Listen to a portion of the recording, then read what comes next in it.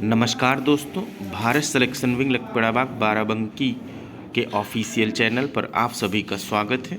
Dictation Ramdhari Gupta, खंड 1, प्रतिलेखन संख्या 24, स्पीड 40। स्टार्ट होगा 5 सेकंड बाद।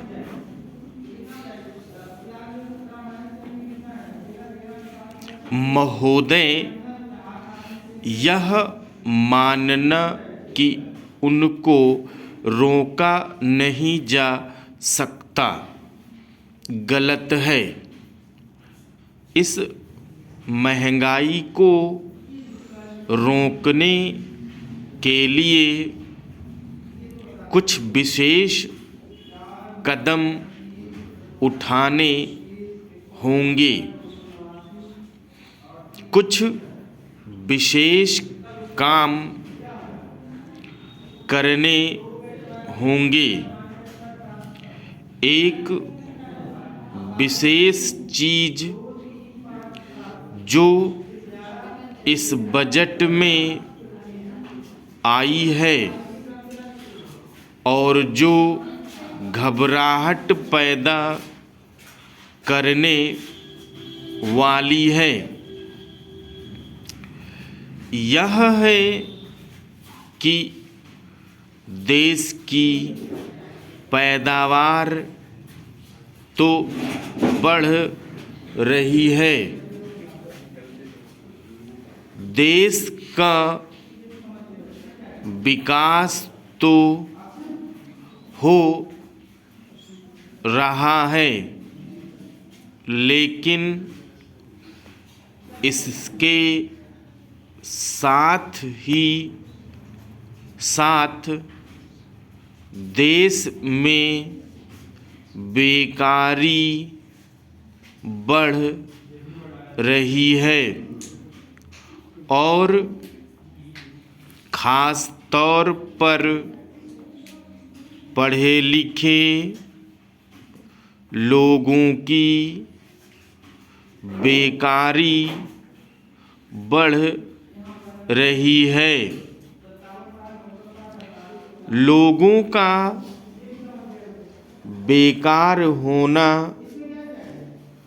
खतरनाक चीज है। हमारी स्वतंत्रता के बाद शायद यह पहला अवसर है जब हमारी स्वतंत्रता के ऊपर एक आघात हुआ है और हम जिस प्रकार अपनी स्वतंत्रता की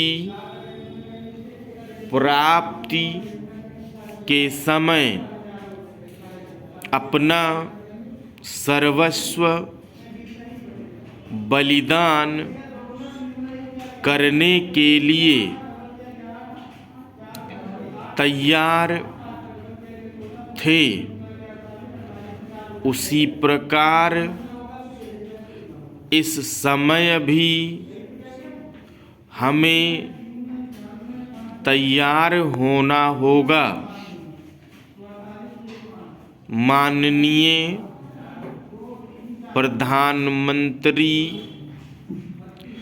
जी के मत से मैं सर्वथा सहमत हूँ कि यह एक ऐसा अवसर है जिस पर कि इस देश की प्रतिनिधि संस्था जो यह लोकसभा है, उसे इस संबंध में अपनी स्पष्ट राय देनी है और उस राय को देने के बाद हमें उस राय के अनुसार जो भी कार्यवाही करें उसमें सरकार को पूरा सहयोग भी देना है। प्रजातंत्र में प्रजा के पूर्ण सहयोग के बिना काम नहीं चल सकता, चाहे वह कोई काम हो, छोटा काम हो या बड़ा काम हो। फिर यह तो हमारी रक्षा की स्वतंत्रता का प्रश्न है और ऐसे अवसर पर प्रजातंत्रवादी राष्ट्र को उसकी सारी प्रजा को सरकार के साथ सहयोग के लिए तैयार रहना चाहिए। मैंने यह बात कई बार कही है और मैं फिर इसे दोहराना चाहता हूँ कि अनेक ऐसी बातें हैं जिनमें कि भिन्न भिन्न राजनीतिक दलों के होते हुए भी सब राजनीतिक दल मिलजुल कर काम कर सकते हैं। यह एक ठीक इसी प्रकार का अवसर है। मैं अपने प्रधानमंत्री जी की वैदेशिक नीति का बड़ा भारी समर्थक रहा हूँ और कल इस सदन में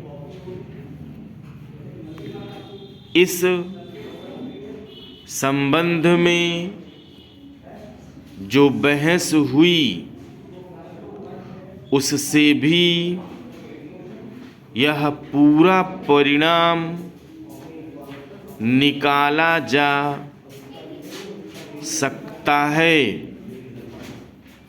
कि जहाँ तक हमारी वैदेशिक नीति के सिद्धांतों का संबंध है, वहाँ तक इस सदन का कोई दल, इस सदन का कोई भी सदस्य उन सिद्धांतों के